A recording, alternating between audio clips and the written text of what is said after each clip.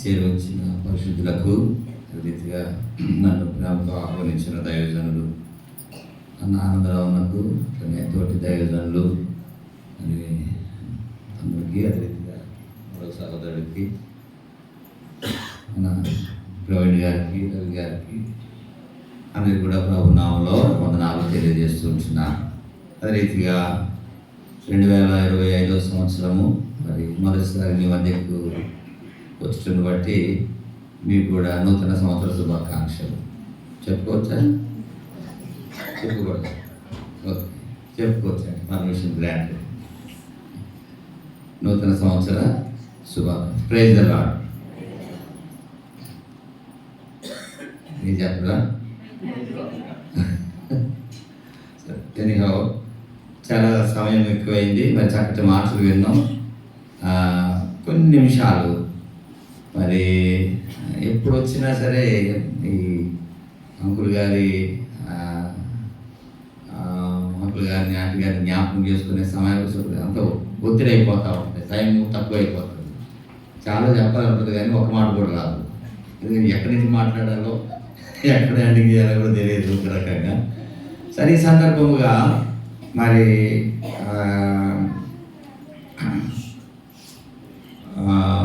చరిత్రలో చాలామంది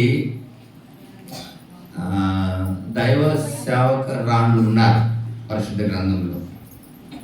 వారి సేవ చాలా అమోఘం. వారు ఎప్పుడు కూడా వెలుగులోకి రాలేరు. వారు ఎప్పుడు తెర మీద కనబడరు. కానీ వారి పరిచర్య చాలా గొప్పది. అలాగే అనిపిస్తుంది. ఆంటీ గారు చాలా సైలెంట్ పర్సన్. అసలు ఎక్కువ విస్తరించి మాట్లాడటం అనేది లేదు. 1-2 మాటలు, ప్రెసిడెంట్ అంటే ప్రెసిడెంట్ ఆయన బాగున్నారా బాగున్నారా అంతే. కానీ తెలియకుండానే చాలా విస్తారమైన ప్రభు పని మరి దైవజనులుగా ఈ ప్రాంతంలో ప్రయాసపడి ఆంటీ గారి కంటే ముందు ప్రభు దగ్గరికి వెళ్ళిపోయినటువంటి అంకుల్ గారికి ఎంత సాటి అయిన సహకారిగా కొనసాగుతూ ఈ గ్రామంలో ప్రారంభించబడినటువంటి పరిచర్య అంతకంతకు వృద్ధి పొందేదాని కొరకై ఎంతో సహకరించినారు. ప్రభు అనేక సందర్భాల్లో మాట్లాడుతూ ఉంటారు. సంఘము ఏం చెందాలా? అంతేనా? క్షేమాభివృద్ధి రెండు ఉంటాయి ఎప్పుడు కూడా. ఏంటిది? ఒకటి క్షేమము, రెండోది అభివృద్ధి. మేము ప్రారంభ దినాల్లో చూసినప్పుడు ఎట్లుండేదంటే, ఇక ఆంటీ గారు మేమే కొద్ది మంది ఉండేవాళ్ళం, చాలా తక్కువ మందిగా ఉండేవాళ్ళం అప్పుడు. అట్లాంటిది ఇప్పుడు ఇంకా తక్కువ మంది వచ్చారేమో అనిపిస్తుంది. బయట ఇంక చాలా మంది వచ్చేవారేమో. అంతగా అభివృద్ధి చెందటానికి కారణం ఏంటంటే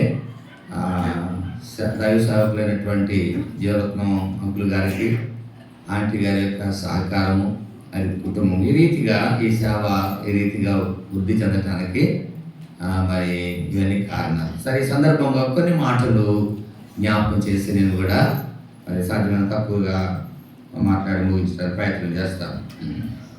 అయిగారు నాకు 15 నిమిషాలు ఆల్రెడీ బహుశా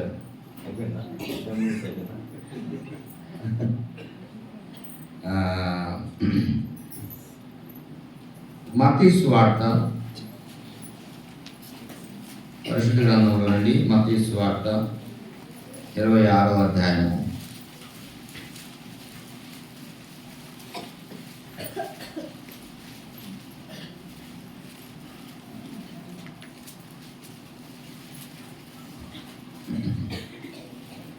26వ అధ్యాయము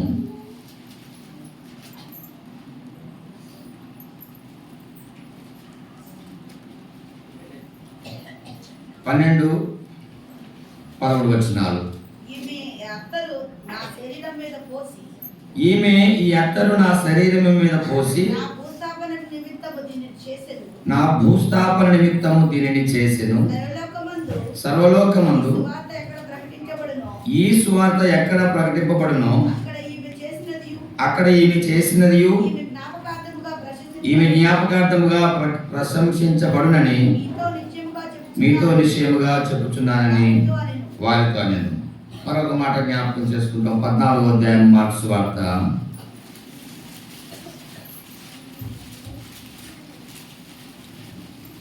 మార్క్స్ వార్త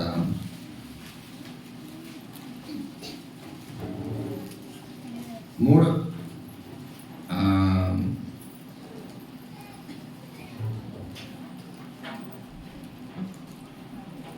వచనం కానించి కొద్దిగా ఫాస్ట్గా చదవడం ప్రయత్నం చేయండి. ఒక స్త్రీ మిక్కిలి వెలుగల జటమాంసి అత్తరు పుట్టి తీసుకొని వచ్చి ఆ అత్తరు పుట్టి పగలగొట్టి ఆ అత్తరు ఆయన మీద తల మీద పోసిను. అయితే కొందరు కోప్పడి ఈ అత్తరు ఎలాగ నష్టపరిచిన ఎలా ఈ అత్తరు 300 దేనారముల కంటే ఎక్కువ రకమ్మి ఎదరకీయవచ్చునని చెప్పి ఆమెను కూర్చి సడుక్కొని అందుకు యేసు ఇట్లా నేను ఈమె జోలికి పోకుడి ఈమెను ఎందుకు తొందర పెట్టుచున్నారు? నా మాట మంచి కార్యం చేసెను. మీతోనే ఉన్నారు.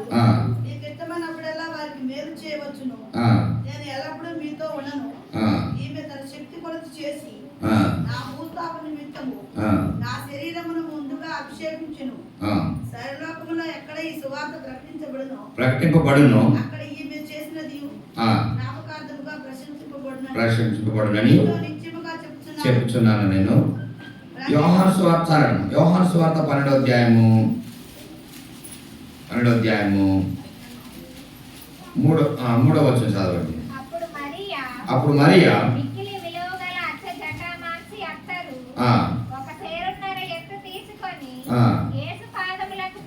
పూసి తుడిచెను. ఇల్లు అత్తరు వాసనతో నిండెను. చిన్న ప్రార్థన చేస్తాం. తరలించండి. పరిశుద్ధుడా, జీవములైనా మరొకసారి ముందుగా నీ దాసుని బలపరిచి చాలా శ్రేష్టమైన తలంపులు తీసుకుని వచ్చినారు నాయన. మంచి పోరాడి వారి పరుగులను కడగొట్టించి విశ్వాసమును కాపాడుకొని వారు సంపాదించుకున్న నీతి కిరీటాలను గురించి మా ముందుకు తీసుకుని వచ్చినారు. బహుమానాలు, ఆధిక్యతలు, నాయన ప్రభా, ప్రశంసలు. అదే రీతిగా నాయన వారి తర్వాత ఆ మార్గంలో కొనసాగుతున్న మేమును సాధించవలసిన వారిలో ఉన్నామనే సంగతిని జ్ఞాపకం చేస్తూ ఆయన మాట్లాడిన బట్టి వందనాలు. ఇది కొద్దిసేపు ఆయన బలహీనుడు, అయ్యగుడు, ఎదుగు పనికిరాని వాడైనా ఆయన దాసుని మరొకసారి కనికరించండి. చదువుడిన వాక్య భాగములను నాయన దీవించి ఆశీర్వదించి ఆ వెనుకలో నాయన ప్రభు మాతో మాట్లాడవలసిన బాధలు పట్టుకుంటూ యేసు పరిశుద్ధనాలో మరొకసారి అయ్యగుడు, అపాత్రుడు, ఎందుకు పనికిరాని వాడు, నిష్ప్రయోజకుడి దాసుని పూర్తిగా మరుగుపరిచి మాట్లాడమని యేసు పరిశుద్ధనాలో ప్రార్థించి పెట్టుకుంటున్నాం తండ్రి. కాబట్టి నన్ను ప్రియమైనటువంటి వారులాగా ఈ చదువుబడిన 3 మాటల్లో కూడా మనము ఏం కనబడుతుంది? అత్తరు, మిక్కిలి విలువ గల జటామాంసి అత్తరు తీసుకుని వచ్చి ఆయన పాదములకు పూచి ఆమె తల వెంట్రుకలతో తుడిచింది. ఆమె చేసిన కార్యము దేనికి సూచించబడిందంటే అది ఆమె కార్యము సువాసన వెదజల్లుతున్నట్టుగా ఇది. ప్రభునందు ప్రియమైనటువంటి వారులారా, ప్రభువు కూడా మనం ఎల్లప్పుడూ అటువంటి పరిమళమైనటువంటి సువాసన వెదజల్లే వారులముగా ఉండుట కొరకే మనను కూడా విమోచించినాడు. ఎఫెసీయులకు రాసిన పత్రిక అక్కడ 5వ అధ్యాయము 1-2 వచనాల్లో రాయబడి ఉంటుంది కదండి. కావున మీరు ప్రియులైన పిల్లల వలె నడుచుకొనుడి. ఆ క్రీస్తు మిమ్మును ప్రేమించి పరిమళ వాసనగా ఉండుటకు మన కొరకు తను తాను దేవునికి అర్పణముగాను బలిగాను అప్పగించు. ప్రభునందు ప్రియమైనటువంటి వారులారా, దేవుడు ఎందుకు మనలను మరి రక్షించినాడు, లేక దేని కొరకు ఆయన మన నిమిత్తము అర్పణముగాను బలిగాను అప్పగించుకున్నాడు అంటే దేనికంట? మీరు దానికంటే ముందు వాడేటమ్మా, మిమ్మల్ని ప్రేమించి మీరు పరిమళ వాసనగా ఉండుటకు. ఈ పరిమళమైనటువంటి వాసన గురించి చాలా సందర్భాల్లో జ్ఞాపకం చేయబడుతూ వచ్చింది. పరమగీతాల్లో అయితే తరచుగా రాబడిన సందర్భాలు చూస్తూ ఉంటాం. మొదటి అధ్యాయం నుంచి ప్రారంభించబడింది. ఆమె పూసుకుని అత్తరు. చూడండి ఒకసారి పరమగీతాలు మొదటి అధ్యాయము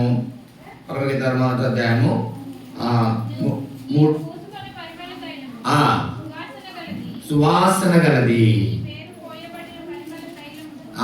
నీ పేరు పోయబడిన పరిమళ తైలముతో సమానం. 12వ వచనం చదవమ్మా.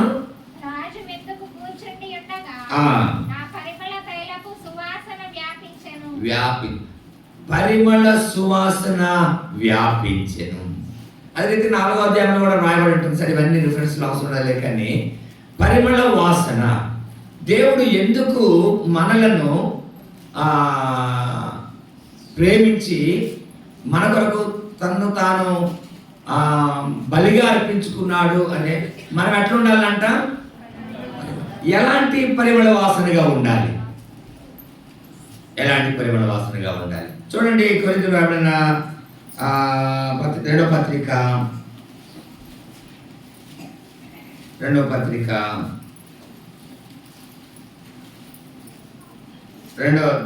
అధ్యాయము ఇక్కడ అపోస్తలుడైన పౌలు గారు మాట్లాడుతున్నారు. 2వ అధ్యాయము 14 చదవండి.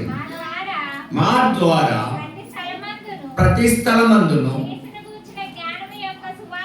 క్రీస్తును గూర్చిన జ్ఞానము యొక్క సువాసనను కనపరచుచు. ఏ సువాసన అంట? క్రీస్తును గూర్చిన జ్ఞానము యొక్క సువాసన. పరిమళ వాసనగా ఉండుటకు, క్రీస్తును గూర్చిన సువార్త పరిమళ వాసనగా ఉండుటకు ఏం చేశాడంట? ఆయన యందు మమ్మల్ని ఎల్లప్పుడూ విజయోత్సవముతో ఊరేగించుచున్న దేవునికి స్తోత్రం. ఎంత ధైర్యంగా చెప్పగలుగుతూ ఉంటున్నాడు పేతురు. అపోస్తలుడైన పౌలు గారు మాట్లాడుతూ ఉంటున్నాడు, నేను సువాసనగా ఉన్నాను. ఎలాంటి సువాసనగా ఉన్నాను?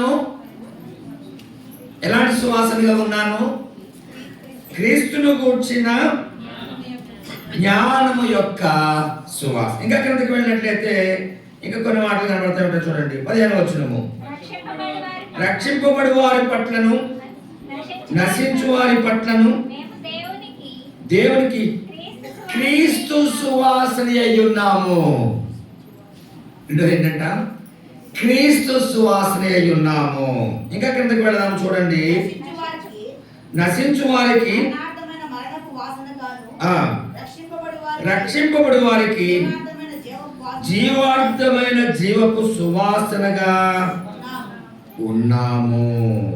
ప్రభునందు ప్రియమైనటువంటి వాళ్ళ, ప్రభువు దేని కొరకైతే మనం ఎలా ఉండాలని ఆలోచన చేసి మనల్ని ప్రేమించి తన్ను తాను ఏం చేశాడంట? ఇది ఎంత లోతైన సంగతో తెలుసా? నేను పరిమళ వాసనగా ఉండుట కొరకై ఆయన చేసినాడంట, తన్ను తానే దేవునికి అర్పణగా అర్పించుకున్నాడంట. కొన్ని ముఖ్యమైన సంగతుల కొరకు ఇక ఆయన తన ప్రాణమును అర్పించితే తప్ప రెండోది లేదు. రెండో విధి లేదు. There is no second option. ఆయన రక్తము ద్వారా మాత్రమే, లేక ఆయన బలి యాగము ద్వారా మాత్రమే మనం పరిమళ వాసనగా ఉండగలుగుటకు అవకాశం ఉన్నది. దానిని చక్కగా చెప్పగలుగుతుంటున్నాడు ప్రభువు. నేను ఎలా ఉండాలని, ఎట్టి వాసన కలిగిన వాడనై ఉండాలని, ఎట్టి సువాసన కలిగిన వాడనై ఉండాలని నన్ను ప్రేమించి నా కొరకు తను తాను బలిగా అర్పించుకున్నాడో అట్టి సువాసనగా నేనుంటున్నాను. ఎంతమంది చెప్పగలుగుతాం? ఎంతమంది చెప్పగలుగుతాం? అక్క చెప్పింది, చేసింది. దేవుని స్తోత్రం. అట్లుండాలని ప్రభువుని బట్టి ఎంతగానో కోరుకుంటున్నాను. ప్రభునందు ప్రియమైనటువంటి వారులారా, ఈ సువాసన వ్యాపిస్తుందంట. దైవజనురాలు వ్యాపింపచేసి వెళ్ళినటువంటి ఆ సువాసన వెదజల్లబడుతుంది. దాన్ని ఇప్పుడు ఏం చేయాలా? దాన్ని వ్యాపింప చేయాలా? We shall do this.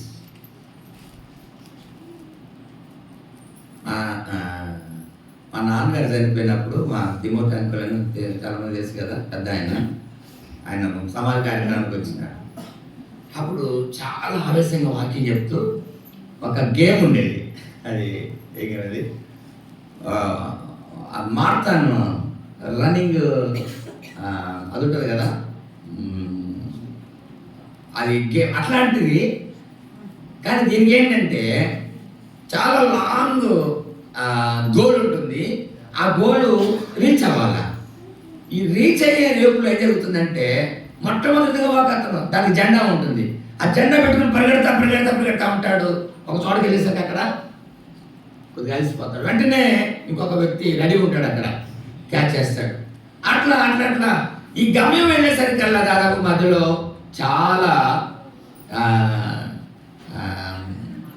చాలా మంది అట్లా అంటే ఒకళ్ళు అలసిపోగానే ఒకళ్ళ తర్వాత ఒకళ్ళు ఈ సువాసన ఇక్కడ వరకు వ్యాపించింది. నెక్స్ట్ ఏం చేయాలి?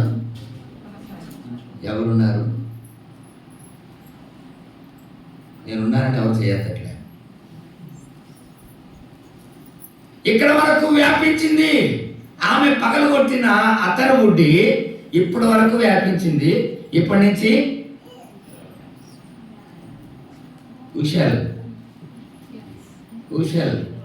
ఉషల్ గో ఫర్ మీ.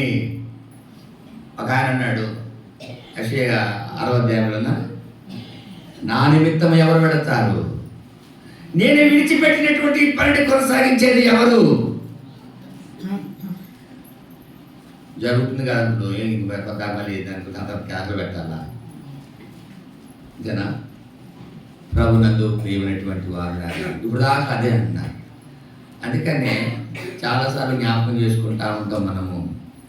అపోస్తలుల కార్యాలు 20వ అధ్యాయం 20వ వచనంలో ఒక మాట ఉంటుంది. దేవుడు తన స్వరక్తం ఇచ్చి సంపాదించిన సంఘమును కాయుటకు పరిశుద్ధాత్ముడు నిన్ను దేని మీద అధ్యక్షునిగా ఉంచెను.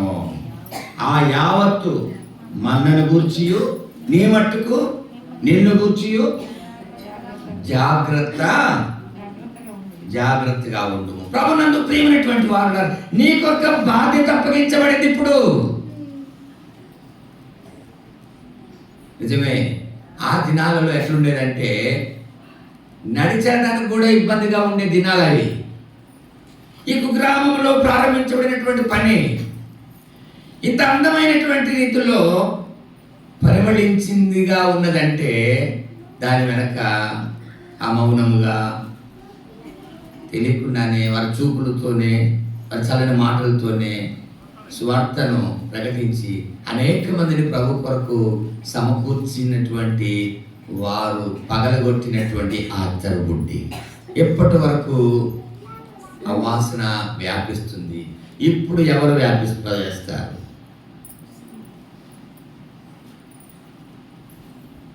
I am here. Nobody are here. Anybody are here? ప్రభునందు ప్రియమైనటువంటి వారులారా, అందుకే ప్రభు పెద్దగా అరిచినాడట, ఎవరు వెళతారు నా నిమిత్తము? ఎవరు వెళతారు? ఆ శిలువను మోయుటకు ఎవరు వెళతారు? ఆ పరిమళ వాసనను విస్తరింప చేయడానికి ఎవరు వెళతారు? కొన్ని నిమిషాలు మౌనం అయిపోయిందంట. సృష్టి యావత్తు. మళ్ళీ ఆయనే వెళ్ళాలి. లోపల నుంచి ఒక స్వరం వచ్చిందంట, సెండ్ మీ. ఏమన్నాడు? Send me. లోపల ప్రభు అయిన యేసు క్రీస్తు ప్రభువా, అయ్యా ఎవరు వెళ్ళినా సాధ్యం కాదు, ఎవరు వెళ్ళినా అది జరిగేది కాదు, నన్ను పంపు, నేనున్నాను, నన్ను పంపు. ప్రభునందు ప్రియమైనటువంటి వారులారా, ఎప్పుడు జరగవలసినటువంటిది ఎట్టి పరిమళ వాసనగా ఉండి వెళ్ళినారంటే వాళ్ళు ఎలాంటి వాసనగా ఉన్నారంట?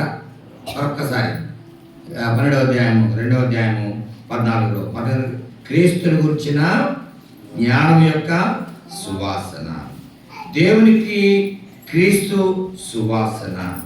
మూడవదిగా జీవార్థమైన జీవపు సువాసనగా, పరిమళ వాసనగా ఉండుట. వారు పరిమళ వాసనగా ఉండి వెళ్ళిపోయినారు. వారు పగలగొట్టినటువంటి ఆ అత్తరు వాసన, అస్వార్థ వాసన వ్యాపింప చేయవలసిన బాధ్యత మన మీద ఉంది. ప్రభునందు ప్రియమైనటువంటి వారులారా, ఆ రీతిగా వారు విడిచిపెట్టినటువంటి ఆ పరిచయం ముందుకు కొనసాగించగలుగుటకు అట్టి సువాసనగా మనము కూడా ఈ లోకంలో వ్యాపింప చేయబడగలుగుటకు దేవుడి మాటలు మన కొరకు దీవించి ఆస్వాదించగలరని ప్రార్థన చేసుకుంటాం. ఒక చిన్న పాట పాడాలని ఆశిస్తున్నాను. బిందులు 611 నీలి గగనాన వెలిగే తారాలు 611 సాంగ్ నెంబర్.